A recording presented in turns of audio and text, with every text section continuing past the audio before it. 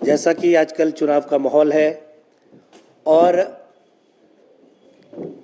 देश के अंदर 2 चरण का मतदान जो है पूर्ण हो चुका है और भारतीय जनता पार्टी को 2 चरण के मतदान में भारी निराशा हाथ लगी है। और जो एक भारतीय जनता पार्टी का एक सेल्फ डिक्लेयर्ड एक जो एजेंडा था, अब की बार 400 पार पूरी तरह फेल हो चुका है और भारतीय जनता पार्टी के नेता भी इस बात को समझ चुके हैं। तभी आप अगर देखें तो आजकल भारतीय जनता पार्टी के राष्ट्रीय और प्रादेशिक नेता मुद्दा आधारित प्रचार नहीं करना चाहते। वो मुद्दों से हटकर प्रचार धर्म के नाम पर और जातियों के नाम पर ले जाना चाहते हैं। लेकिन हिंदुस्तान का अवाम जानना चाहता है, हिंदुस्तान का हर बेरोजगार जानना चाहता है कि भारतीय जनता पार्टी मुद्दा विहीन होकर, मुद्दों से हटकर अलग इधर उधर की बातें करके चुनाव प्रचार को प्रभावित करना चाहते हैं। जैसे जैसे चुनाव प्रचार आगे बढ़ रहा है, भारतीय जनता पार्टी बहुमत से दूर होती जा रही है और इस बात का आभास उनके नेताओं को भली भांति है। अब आप देखिए, चुनाव घोषणा पत्र कांग्रेस पार्टी का निकला, भारतीय जनता पार्टी के नेताओं को जो हमारे घोषणा पत्र में लिखा है वो नजर नहीं आ रहा, लेकिन उनको हिडन एजेंडा समझ आ रहा है। जो हमने नहीं लिखा है, जो हम नहीं करना चाहते हैं, वो भी उनको नजर आ रहा है। तो इस तरह की काल्पनिक और जिसका कोई बेस नहीं है, उन बातों पर जो है चुनाव प्रचार करना चाहते हैं, जबकि देश की जनता यह जानना चाहती है कि पिछले 10 वर्षों में आर्थिक रूप से हिंदुस्तान जो है पीछे क्यों हुआ है। आपको याद होगा, भारतीय जनता पार्टी जब सत्ता में आई थी 10 वर्ष पहले, तो महंगाई और बेरोजगारी इनके 2 मुख्य मुद्दे थे। तो आप बताइए, क्या महंगाई पर आज ये लगाम लगा पाए? आज पेट्रोल और डीजल की कीमतें देखिए। और देश के प्रधानमंत्री हमेशा कहा करते थे, जब ये प्रधानमंत्री नहीं थे, विपक्ष में थे, कि जब रुपया गिरता है तो हिंदुस्तान की इज्जत गिरती है। आज क्या प्रधानमंत्री महोदय देश को बताएंगे कि आज रुपया जो है डॉलर की अपेक्षा में कहां खड़ा हो रहा है? 83 पॉइंट समथिंग आज तक के अपने निम्नतम स्तर पे रुपया आ चुका है। तो क्या भारतीय जनता पार्टी के लोग देश को बताएंगे कि ये कैसे हुआ है, इतना बड़ा डिबेकल कैसे हुआ? और पिछले 15 महीने में हिमाचल की सरकार को स्थिर करने का प्रयास करती रही और एक विफल प्रयास, धन बल के सहारे ये हमारी सरकार को स्थिर करना चाहते थे, लेकिन असफल रहे। और उसी तरह अब कह रहे हैं कि मोदी सरकार आएगी और मोदी जी के नाम पर वोट मांगने का प्रयत्न कर रहे हैं।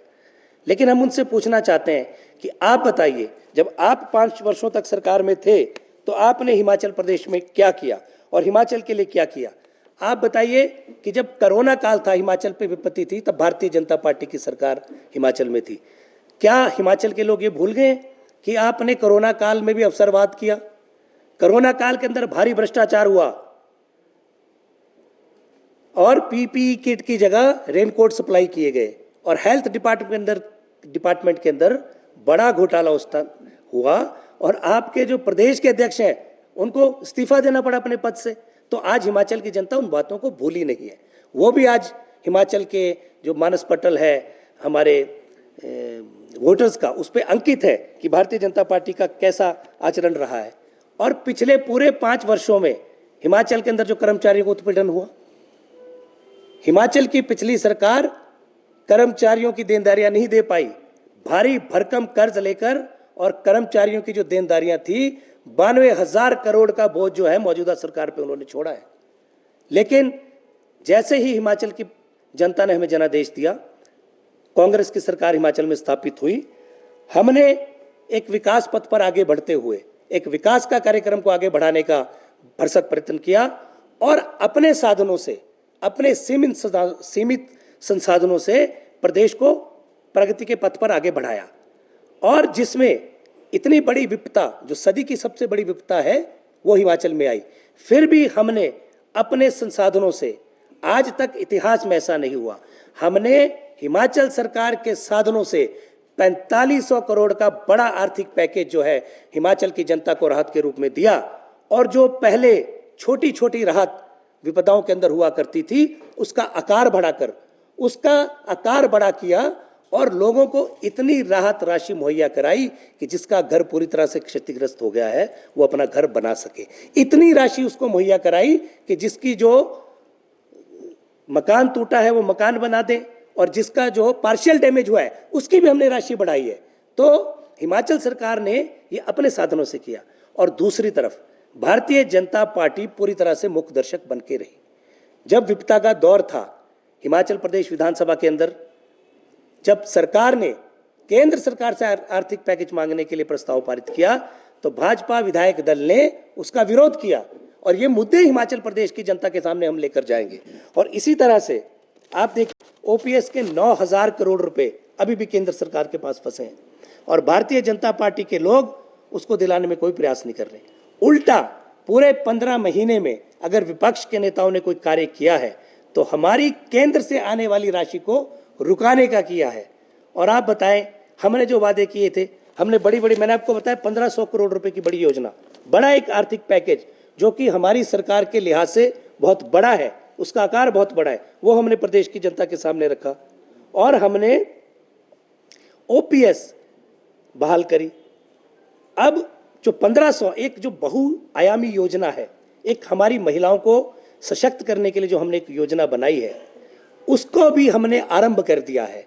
और पूरे प्रदेश में वो आरंभ होती इससे पहले महिला विरोधी भारतीय जनता पार्टी ने चुनाव आयोग में दस्तक दी और पूरे प्रदेश में जो वितरित होनी थी 1500 की राशि महिलाओं को, उसको रुकवाया है। तो ये महिला विरोधी ये सरकार रही, ये विचारधारा है। इसी तरह से पूरे प्रदेश में आज जो चुनाव प्रचार चला है, हमारे 2 लोकसभा के प्रत्याशी जो है चुनाव मैदान में है, और भारतीय जनता पार्टी को उन दोनों से बड़ा मलाल है कि वो चुनाव क्यों लड़ रहे हैं।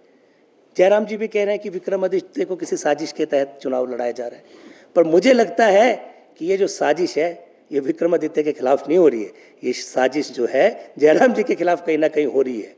अगर उनको ये प्रतीत होता है कि विक्रमादित्य जो है वहाँ क्यों लड़ रहे हैं, तो मैं उनको बताना चाहता हूँ कि भारतीय जनता पार्टी ने पिछले ही ये जो 3 विधानसभा के चुनाव हुए उसमें अपने केंद्रीय मंत्रियों को विधायक के चुनाव लड़ाए।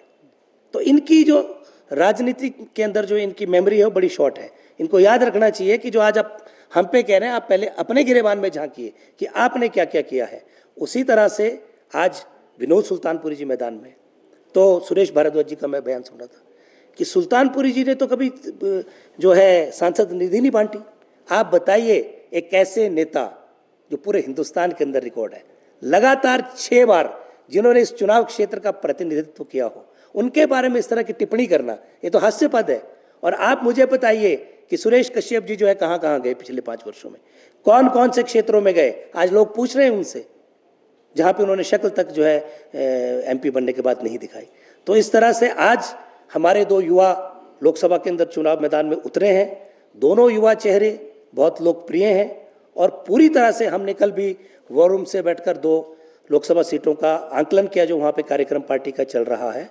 तो भारी समर्थन इन दोनों के पक्ष में जो हमको मिल रहा है, और मैं दावे के साथ कह सकता हूँ कि जिस तरह से भारतीय जनता पार्टी का आचरण रहा है पिछले 15 महीने का, उसको देखते हुए और पिछले 5 साल के अंदर जो सरकार में व्यापक भ्रष्टाचार था, चाहे वो कोरोना काल के वक्त था, चाहे वो सरकारी भर्तियों में हुए घोटाले, पेपर लीक हुए, और पुलिस भर्ती में जो घोटाले हुए, ये सारी बातों को लेकर और पिछले 15 महीने में जो षड्यंत्र सरकार के खिलाफ भारतीय जनता पार्टी ने रचा, भागम भाग पूरे प्रदेश के अंदर की, तो मुझे पूर्ण विश्वास है कि इस भागम भाग में जो है हिमाचल प्रदेश के अंदर, लोकसभा के अंदर और विधानसभा के अंदर Bharatiya Janata party run out होगी और कंगना रनौत हिट विकेट होंगी। इस बात का मैं आपके सामने दावा करता हूं।